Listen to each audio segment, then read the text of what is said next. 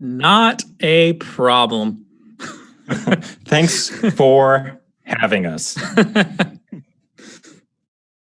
Yeah, that's right.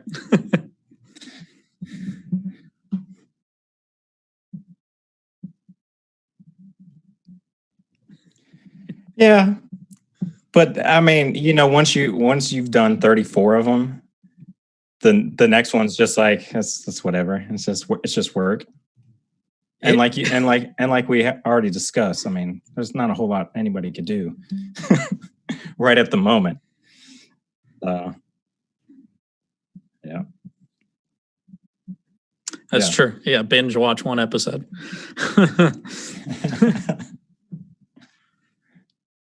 Yeah, absolutely. Well, see, I'm so ADD that would be binge watching. Like, I wouldn't stop it like four times and like take a break.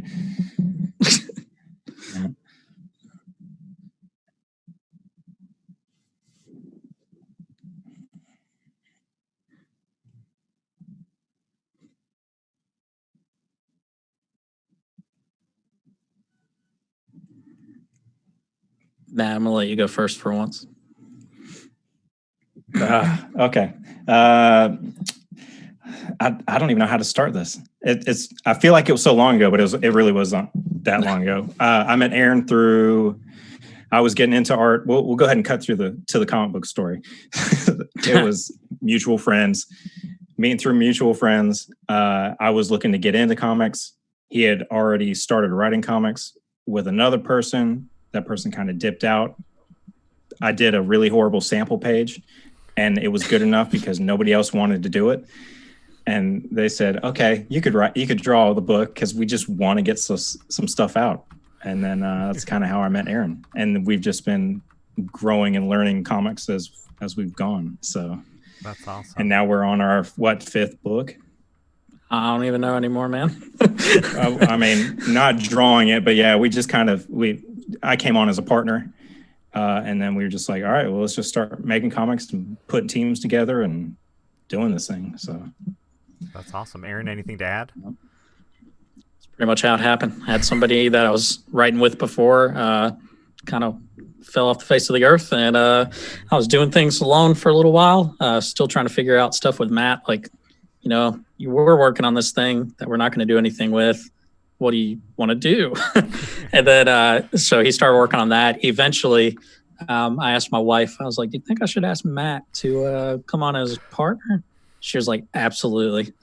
Because she had seen, I guess, the kinship. Matt and I were pretty quick friends. I think we have a lot of the same interests, so that probably helped a lot. So he said yes, and we've been doing it ever since, nonstop. That's awesome. That's awesome. So what are some of the other books you guys have together other than Welcome to Everville, which we'll get to in a minute? Yeah, so the first book that we did is the first book for Catalyst, and the first book that we did together was Paradigm. And that is the first book in our superhero comic book universe. So, yeah, there's a couple different facets to Catalyst. There's the superhero universe, and then there's everything else that's not tied into that. So, yeah, Paradigm was the first one that released in March of last year. We kickstarted it at the end of 2018, but actual release to everybody was beginning of last year. And then from that, we jumped to Tilt, which is a different team. So Matt he does the character design and the covers for everything, just so his hands are still on everything. But Welcome to Everville, this first one is the second book that him and I have done together, second book that he's done. So we're still babies. Tilt was what made me fall in love with you guys. I bought that one. Gosh, I don't know. Probably when did it come out? Maybe I bought it right when it came out. I don't know. Tilt 1 came. When was that, man? July last year. Okay, yeah, so July last a little year. Bit after that, I probably bought it October or so, and okay. I loved it. I loved it so much. Thanks, man. Appreciate it. No problem. When issue 3 drops, we'll have to do another little maybe interview about issue 3. So, yeah, it's coming up. Yep. All right. Yep. So, always big fans of comics, you two, or what's your favorites? Are you Marvel DC guys?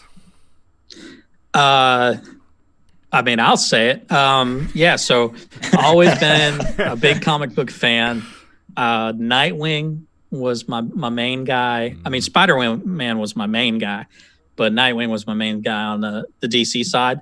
But now I don't really read mainstream anymore. I know it's getting harder. Yeah, that might be taboo, but no, it's not here.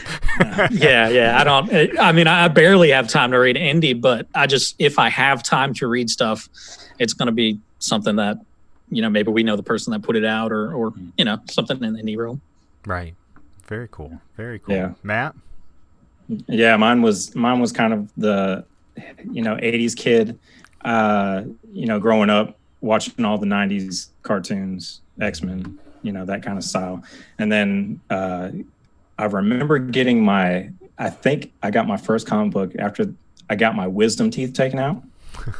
And that was the trip to the comic book store.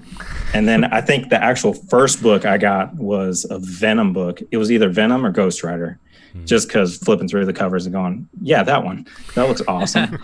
And so I started there, but watching Spider-Man, X-Men, all those. And then, I fell off, I got into skateboarding, playing music, jumped back into it later on. So it's always been there, but it's kind of one of those in and out kind of phases where it was still there, but okay, yeah, let me jump back into it. Yeah. So awesome. So we've already talked a little bit about Catalyst titles and what's already out there. Any other new titles coming down the road? I don't know how much Matt wants to share. Uh-oh. we have, well, there's always something. We've got, I don't know how to say it. We've got so much stuff just for the Catalyst universe stuff. Then, like I said, with Welcome to Everville, we launched a new imprint, which was Uprising. So we can put everything that is not Catalyst universe, the superhero universe, in with that, and people can kind of tell the difference. But yeah, I'll let Aaron tell what he wants to tell about new stuff coming out. Yeah, so we don't really get to do this much. We don't really get to talk about our own stuff because with our podcast, we typically have other people on there. So yeah, so I'm excited that I can just say whatever I want. I'm going to share too much. So we have a book called Afterglow that's going to be coming up with a fantastic artist, Oscar Alvarado. He is a gentleman that I've known for a while. He's been doing art on a book that I wrote a long time ago, and it's through a different company. And we still haven't seen the book, but it looks fantastic. Still hasn't released. But anyway, so we've always been kind of talking about stuff. I love his style.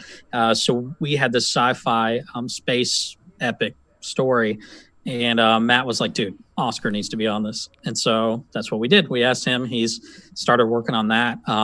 He's a fantastic artist. So that'll be coming down the road. We're right on the verge of doing the Kickstarter for Tilt 3. So Tilt 3 is coming up. And then we have a Bard's Tale that's being worked on with our social about that. Almost our ex-social media manager. she's so busy working on the book that she doesn't even mess with social media anymore.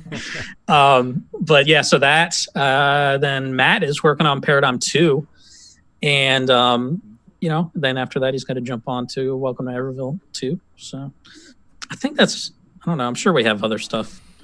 That's what's going on now. Well, that's plenty going on right now. So the sci-fi space opera, is that going to be part of the Uprising imprint? Exactly. Okay. Yeah, that's going to be everything. That's just not tied into the superhero universe. And there's going to be some other stuff too. We really launched that because we want to be able to eventually start publishing other people's work. So we can help them. In fact, that Oscar Alvarado, he has a book that's just been sitting in his desk for years because where he is, there's no market. There's no market to Kickstarter or anything. Oh, wow. So he wouldn't be able to print where he is. And so he was like, dude, if you guys want to do something with this, let me know. And we can try to work something out. And Matt and I were like, dude, you want us to help you? Like, absolutely, we'll try.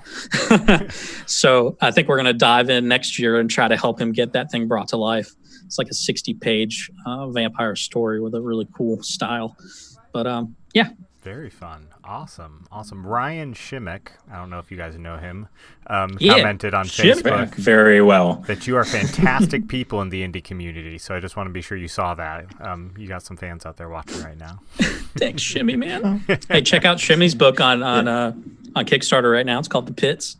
Fantastic. Okay. Check that out. Yeah, he's almost a disciple I did of ours. Variant cover for him. Yeah, Matt did a variant cover for him. Really? Yeah. That's awesome. Yeah, he got into it. I know we're talking about other people. Look at us. He got into it listening to the Beards and Comics podcast that we host. So yeah, kind of got him connected with a bunch of people, and happy to see people successful. They better know me, he just said. Okay, so let's break down. Ryan who? Yeah, right. Let's break down Welcome to Everville. Was it okay? So my question here: would you guys classify it as sci-fi? Would you classify it as horror? What would you guys classify it as? Yes. Maybe we should ask you. I was about to say, did you get a chance to read it? I did. I read it this morning, and we struggle with that. Oh, thank you. I'd say sci-fi horror. Maybe we'll go with that. Of Event Horizon, that kind of movie. Remember that movie from the 90s? Probably not. That was probably definitely not. We like to say dark fantasy horror. There you go. I like that. I think we'll stick with that. It sounds good. Yeah. So let's break it down. As long as you said you enjoyed it, I think that's what matters. Yes. I loved it. And I can't wait for issue 2. Yeah, man, you're like the first person outside of our little world that's read it, I think. So really? you know the twists before everybody else. Yep. And we won't talk much about that, but there are some twists that I was not expecting. That's what I want to hear. Yeah, really good. Really good. Especially that last panel. That last panel was perfect. Yeah, I keep telling people, man. I keep telling people when we talk about it, the first word of the book and the first word on the last page of the book are the most important words in the entire thing. Yeah. There's some good dialogue and stuff, but I just mean storytelling wise. I mean, it's basically the story of this family unit who's discovering a monster invasion attack on their little town. It's really centered on the high school in their town. But by the end of the book, you realize it's a lot bigger than that, and there's a lot more going on. And it's so hard to talk about that book because the entire last half of it is a spoiler. Yeah, you can't say anything about it. It's a lot of people. But then he goes, and then there's this thing. And I mean, it was a fun story. I think I remember when I sent it to Matt, he was like, "Yeah, I think I'm going to do this one." I always give Matt first dibs on stuff. Mm-hmm. Yeah, that's usually how it goes. He goes, "All right, I got something written. Go ahead and check it out, and then I'll read through it." And what sucks is he does write some stuff that I want to do, but I also know my limitations as an artist at the moment. Right. So I'm still growing, and I'm like, I would rather somebody else do this that I've seen better work from that's in their vein. It's like it's being smart about it, like putting Oscar on kind of like a sci-fi book because he does some crazy ships, things like that. Right. Whereas this book, I was like, monsters. I can handle that. Let's do it. I'm just going to put it out there though. That is Matt's second book. And I think it looks fantastic. He did the art and the coloring. It does. Everything is fantastic, and I loved it. It was great. Thank you. Just like, we were saying, what genre is it? But really, it's like horror, sci-fi, fantasy. I mean, it's almost all the genres. Yeah. I mean, I had so many kind of outside inspirations, and one of the biggest ones was I loved the storytelling and the story arc that happened in the show Falling Skies. It's one of my all-time favorite shows. And there was so much there that I was like, oh, well, how would I tell a story centered around? It's kind of because it's like bleeding in a little bit of a Walking Dead family unit focus with kind of the stuff that goes on during Falling Skies. So that's a really great description of it too. Yeah, well, I mean, of course it would be because you created it, but not that part. Paul on Facebook asks, he says, "Hi fellas, Everville looks great. When creating horror, is your goal to create a horror vibe or to actually give somebody scares and nightmares?" I don't think it's too much of a nightmare-inducing book. I hope. Well, No. I mean, unless you're just, we're not slasher fans. I'll put it that way. Matt can kind of talk about that because that went into the influence behind the monster and stuff. Yeah, I just wanted to make a really cool character. You know, like I wanted that mystery of like it's cool, but I want to know more. But it's not really. It's scary, but it's not. I mean, like it's not scary. It's a comic book. I mean, at my like I'm gonna flip a page and I'll be like, oh, that's pretty awesome. You know, I think I want it to be, hey, that's really cool. I don't think anybody's ever gonna actually be. If you're scared from a comic book, like. I don't know what you're doing, but I want to learn it. I will say, crazy. If you think about it in the realm of if it were to be like a television series, and you actually saw that in Everville, that's might absolutely mess with your brain a little. If it was that story itself might mess with your brain a little bit. It's dark. Yeah. It's the darkest thing I've written, I believe. Just content. I think it's different. Okay, I think it's different because I read the script so much from start to finish, as opposed to me just getting a book that's like that. And it's always hard to like, well, I already know everything's going to happen. I've seen it in words. Now I've got to make it happen. So like, I guess hearing somebody else's, is it terrifying or is it kind of scary? But like you said, if it were to turn into a live action, I think there'd be some pretty pretty scary. If okay. That's pretty cool. Yeah. That'd be, yeah. So one thing I feel like I can talk about without giving anything away, because it's part of the preview issue, is the scientists at the beginning. They're hilarious. I love them. I want to see a series about them. I think that would be fun to have a little web comic or something based on them. Little side thing going on. Yeah. So Aaron, you wrote it. What was the inspiration? You've talked a little bit about it, but inspiration for the story and for the way it evolves in the midst of the story. I kind of went into it knowing I wanted every issue to make the world a little bit bigger. So, the first one is really focused on not just the town of Everville, but it's really focused on the high school. But then you hit the end of that first one and you're just like, oh crap. Well, this is not just the town of Everville. This is not just a high school. There's something much larger going on. And you can feel that while you're reading it anyway, even in those preview pages where you know that there's some conspiracy and there's some cover-ups and it's talked about in the captions as well. So yeah, I mean, I'm not a big horror fan. I'm really not. I like classic horror, Creature from the Black Lagoon, just the classics, the old stuff. I like it because they left a lot up to the mind. And even with some of the more graphic stuff in our book, we still play it off in a way that's reminiscent of that old stuff, where it still leaves some room for your brain to fill in, because your brain can do a lot worse for itself than we can do. We can show you stuff, but if we leave it up to you, your brain probably is going to go further than what we were actually intending. So yeah, that a little bleed of the style of Walking Dead with a little style of Falling Skies, and kind of became that whole thing. Very cool. So is this going to be just an ongoing series, set number of issues? Will there be a conclusion anytime soon? What are you guys thinking right now? So it's slated for 6 issues. Okay. I've already outlined them all, so I think that's what it's going to stay. We have a prequel series planned, and since you've read the first one, one of the bigger reveals before the last page. It's going to be based on kind of that. Okay. Yeah.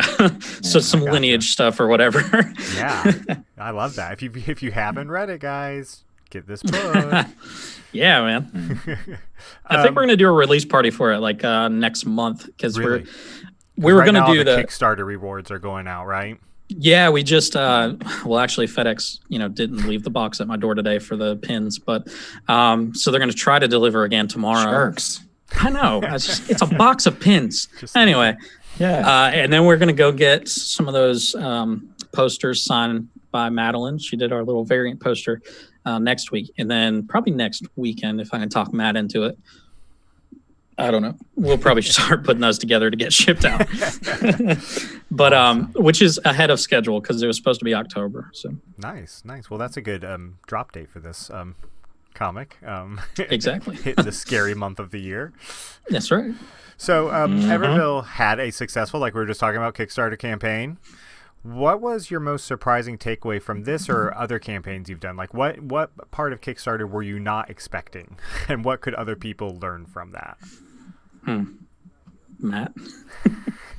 I think we never expect anything because we don't know yet. We haven't done enough of them. So like, I think all we can ever hope for is that we just do a little better than we did last time, and people are interested. And, I mean, I guess doing a number one, we kind of wanted to test the waters and see if we put out that kind of like horror book, if it's gonna if people would be into it, if they'd not be into it, like, because all they've seen from us so far is Tilt, Paradigm, and that's pretty much it. It's just superhero stuff. So testing the waters on that, and people seem to like it, and we like doing it, and trying something different. But I don't think. I feel like we got a little bit better reception from it, just from meeting. We've started meeting so many cool new people in the indie industry, and they've helped out so much. And doing stuff like this is it's always surprising getting feedback. But what's really surprising is when you do like a draw me into the book, and it's set at like $100, and then somebody you've never met in your life is like, yeah, I want you to draw me in your book. That's such a cool thing to do. Which is going to be fantastic for the next issue. All those people that got that. Yeah, this Kickstarter really, I think the part that made Matt and I nervous, it's not like we didn't think we'd fund, because the goal was only 500. Because honestly, Matt and I work full-time jobs, so we just wanted enough to get the stuff printed. Right. But we had no problem with that. It was just more of we didn't know how it was going to be received with it just being a book that Matt and I did, because we're still so new in it. Things like Tilt, you got Joe, who's been doing indie comics for 2 decades or however long he's been doing it, and it's just it was a little bit different for us. We weren't sure exactly how it'd be received, and luckily people really jumped on it and backed it. So we look forward to, once they get it, they'll see why it needs to continue. That's awesome. That's awesome.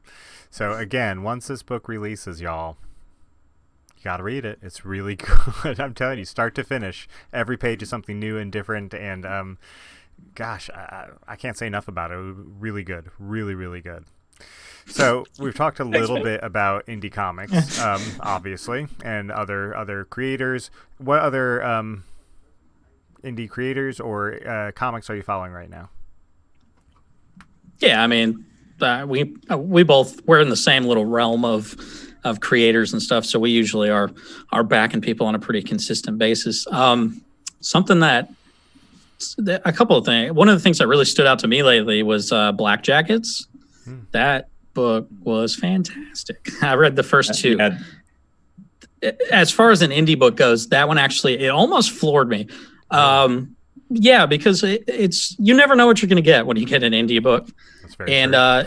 And so sometimes you'll get stuff that's just like not really my style or whatever. And then this particular book, I don't know if it just hit me at the right time or something, but I read through that and I was like, man, this is really well put together.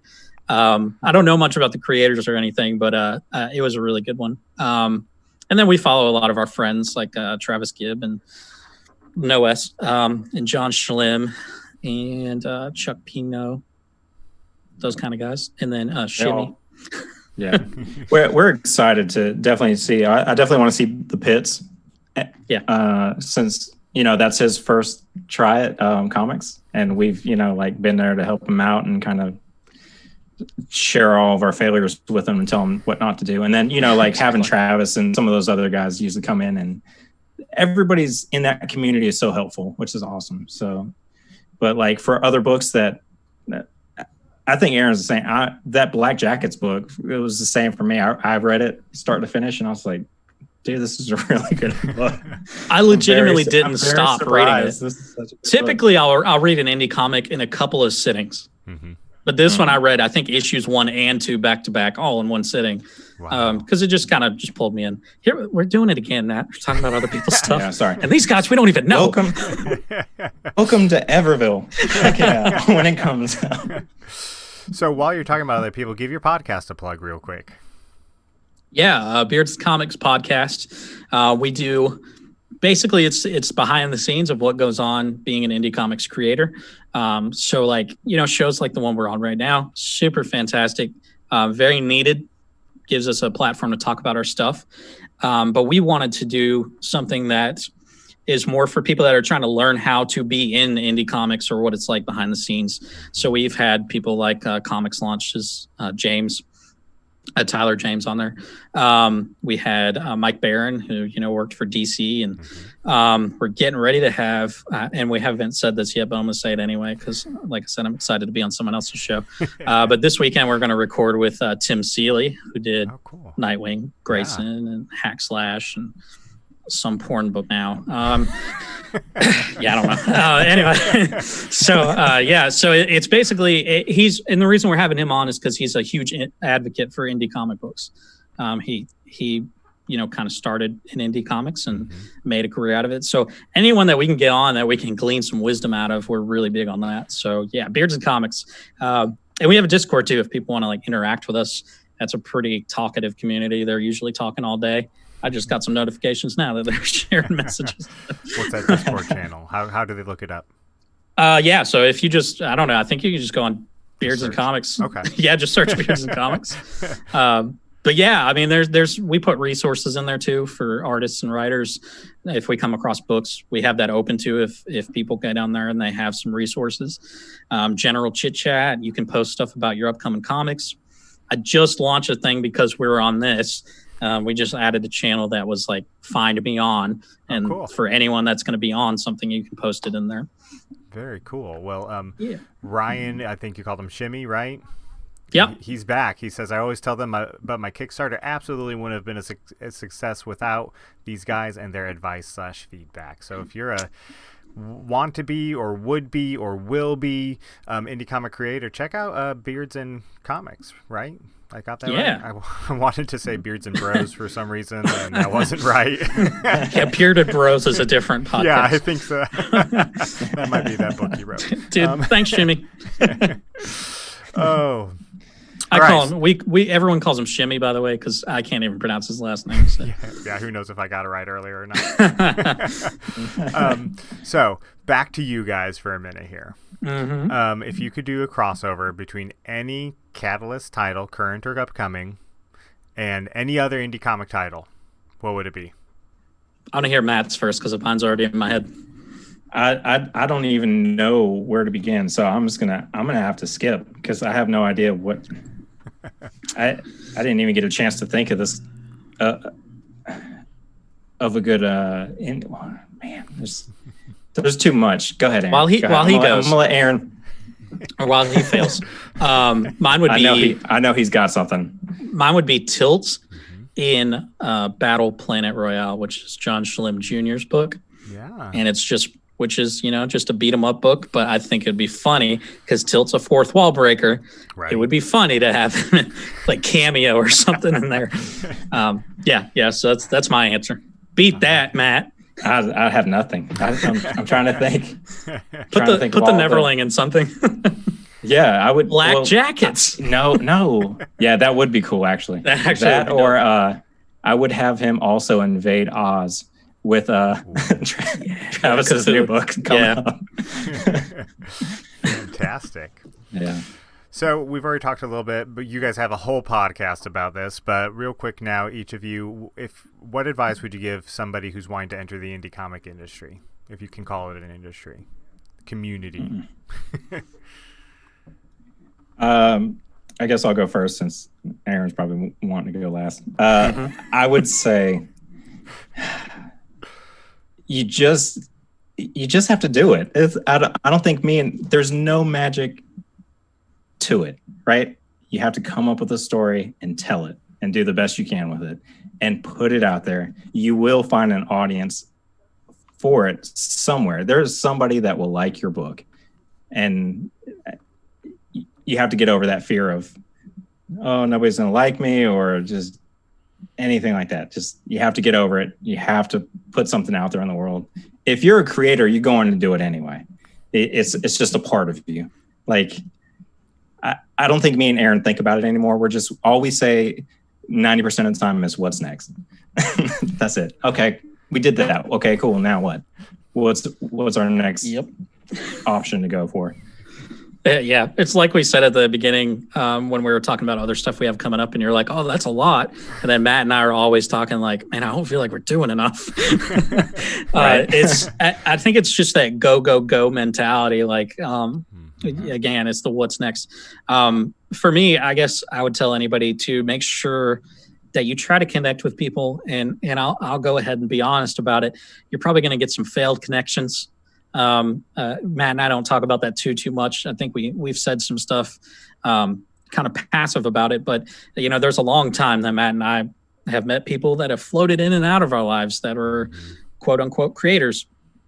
So you're gonna find those, but I think you will eventually connect with people that you can tell like they're in it for something more than just being a hustle or more than just trying to get some money out of people.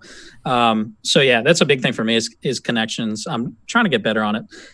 I should say I was trying to get better on it, but then I was like, let me actually pull off of Facebook more. So now I'm probably doing worse at it. Yeah, so connections. Resources too. That's another big one. When Matt and I kind of started, there wasn't anything like Beards and Comics. And this isn't to toot our own horn. It's just being honest. Matt and I probably would have done a lot better on our first Kickstarter. We're very open and honest about that first Kickstarter. We no way I thought we were going to make it. We were asking way too much for book. Nobody knew who we were. That was for Paradigm. And someone came to us halfway through and they're like, dude, just get whatever you guys can get and I'll cover the rest. Oh, wow. And so we didn't have to foot it because I'm not a big fan of that. Yeah. And so that was a huge blessing, of course. But we make sure we tell people that because we're pretty upfront, honest people. And yeah, so then after that, it's like, okay, well, we don't want to ever do that again. We don't want anyone to ever be like, oh, we'll bail you out. Like, we don't want that. They did it because they saw it more as an investment to start Catalyst. And that's exactly what it did. Honestly, it launched everything. And then, we did the Tilt 2 Kickstarter back in, I think that was October last year. And that one was a lot smoother. And then Welcome to Everville, even smoother. So maybe someday we'll be a little bit more confident and feel like it's going to go smoother. So, what was your first comic goal? I've always find this interesting because some people set goals at like 5,000 that they price out everything they need, and that's what they set the goal as. Other people seem to have the strategy of put it at 500 or so, make sure it meets the goal, and then everything is gravy after that. What was your first Kickstarter goal? Yeah, it was 4,500. Yeah. Yeah. So, and we only had like 34 backers. Again, no one knew who we were. And then you also go into it thinking like, well, I know my family will back. And then you're like, oh, I got $25 now. Yeah, I had family when I started this thing. Right. I don't know where they all went. They're all hiding. But yeah, they're dead to me. And we're still trying to find that balance because, with Welcome to Everville is another one. Again, like I said earlier, Matt and I just didn't know because we didn't know who, nobody really knows who Matt and I are. As far as, work wise, I guess people know me more now because of Tilt, but other than that, yeah. So we were a little bit nervous on that end. And then you see how smoothly that one went. Yeah. So then we're like, man, after that stuff changed, I think Tilt 3 might be a pretty good Kickstarter. So we're going to try to do that. And that goal won't be 500 because there's a little bit more to it. Yeah. We'll probably never touch that 500 the difference, again. Yeah. Well, the difference is when we go into it also, it's the fact that with Welcome to Everville was different because it was just me and Aaron doing the book. We weren't hiring another artist or writer or letterer or anything like that. It was just me and him. Or taking money off of it ourselves. So we didn't need a huge goal. Right. Yeah. All we were doing was printing the book and putting more money back into Catalyst to make another book. So that's why that goal was so low. But I mean, now with Tilt, we're definitely going to kind of raise that up. But that's Joe. That's what we should have said guys. When you said, what would be a suggestion we'd have for indie comics. And I think it's something that Matt and I, we don't even think about, so we gloss over it. But be willing to work with other people. I think that is the absolutely the biggest thing. And you don't see it too much, unfortunately. And that's why there's always butting of heads between artists and writers and different creators. It's just, Matt and I were like, dude, let's take the ego out of it. You're trying to learn. I'm trying to learn. Let's fail together and then see what we can build from the pieces. Exactly. I think it was Tyrone at Sovereign Comics told me, like all boats rise with the tides. Support other indie creators. You don't have to be butting heads with them. It's just all boats rise with the tides. The more people devouring indie comics, the more people there will be supporting indie comics. So yeah, I love that. Yep. All right, guys. Matt, one last kind of question for you, because we interview a lot of writers, not necessarily as many artists. So any tips for indie writers out there who are wanting to find an artist to work with, and maybe etiquette for working with an artist? God. This is see, Matt looks at things differently than most indie artists. I'm butting in his answer. But he's about to stir up some problems on the indie on your channel here, man. This is exactly why Aaron wanted me as a partner. I crushed my ego at the beginning, and I said I have no earthly idea what I'm doing. So I need to work with somebody and either take a loss or not get paid at all, because I do need to learn, and I need to script, and I need to figure it out. And I would rather do it while getting onto a book, as opposed to sitting in my room and maybe never getting working off of a plot offline, and just seeing and not getting any feedback back from a writer or somebody else that might put the book out to see what they say. I mean, there's so many different things that you have to think about. Now, saying that is one thing, because I did not go to art school. I did not spend the years learning sequential art, as opposed to other people. If they have a great portfolio, absolutely, you should get some money from it if you're already at that point. But I wasn't. Aaron hadn't had anything out that was like that. So at that point, we did it. I'm very, again, I don't have an ego about anything that I do. I'm always trying to learn and get better. So if Aaron's actually the only writer I've worked with so far. Okay. So I can't really say there's I know any other etiquettes for any other writers, but I'd be very open to criticism as well, as long as they're willing to work with me and they don't have an ego. And I say, listen, this page you've got a ton of word balloons. I need to be able to put some pictures in here somewhere. It depends on the writing. It depends on, if you go back and look at Paradigm and then you go read what I did in Everville, you'll see that I definitely learned pacing a whole lot better. And I learned how to try to, I took Aaron's script and I said, all right, I'm breaking this apart a little bit. I'm going to add a panel here. And he was like, as long as the story flows, I don't, it's what it is. So I feel like I did my absolute best to, I told him, I said, I really want this book paced well, so it flows. And hopefully I accomplished that. So, that was that next big goal that I was trying to learn, was pacing in a story and make sure it flows well. And, there's so many different things that you have to do. And I got to see that. So I feel very fortunate that I got to see that difference between doing Paradigm and then, how Everville came out. Because, it's your own baby, so you're still a little bit biased toward it. But then, when I sent it to Matt, once I finally finished editing and lettering, and I was like, dude, you need to look at this. And then he had texted me something, and I was like, no, look at it on your tablet. And so we both read it on our tablets, flipping through it. He was like, man, this came out really good. And even my wife had seen one of the pages before it was done, and she was like, Matt drew the book? And I was like, yeah. She was like, oh, he's grown so much. So, I take that, I appreciate everything he's done and is doing. And that's one of the things we, probably should tell people more too, is Matt and I don't own each other. We can both do whatever work we want to do with whoever. It's just a matter of, while we're doing that, we're trying to build a company. So, Right. so that's where a lot of our focus is. Yeah, that little thing. Yeah. Oh, well, guys, tell everybody how they can support you, where they can find your books. Give the podcast a shout out again. Tell them all about you one more time. Matt, do you want to say anything before I give the spill? Welcome to Everville. Coming out soon. Check it out when it comes out. Please and thank you for all the support of all the books, and check out the podcast. We love helping everybody out as much as we can and giving the information. It's not a secret. Just ask us. You want to know where we print? We'll tell you. You want to know where we get stuff at? We'll tell you. And if these pins come out right, if FedEx ever delivers them, we'll even be open about where we got our pins made through, because it was so cheap. So catalystcomicsstudio.com. That's where you can pick up copies of our book. You can order them right off the website. It's a beautiful website, so people should check it out anyway. And every time that the podcast is updated, it's right there on that homepage too, if you have nowhere else to listen.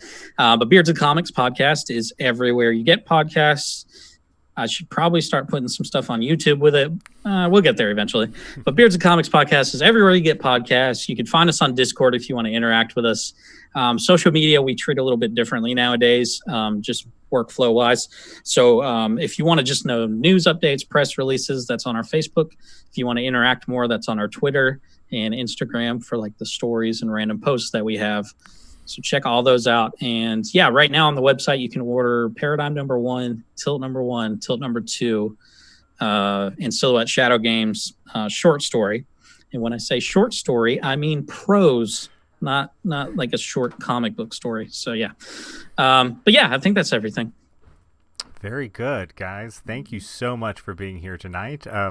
My daughter randomly popped in the background there for a minute. I don't know if you saw that. Hi, daughter. That was that weird face speaking around the corner.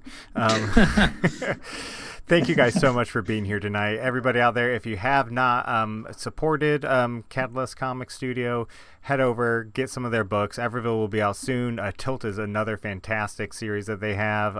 Support them, follow them to get the Kickstarter launch notifications, and all the other books that are coming down the pipeline. That October 1st. October 1st. Tilt 3.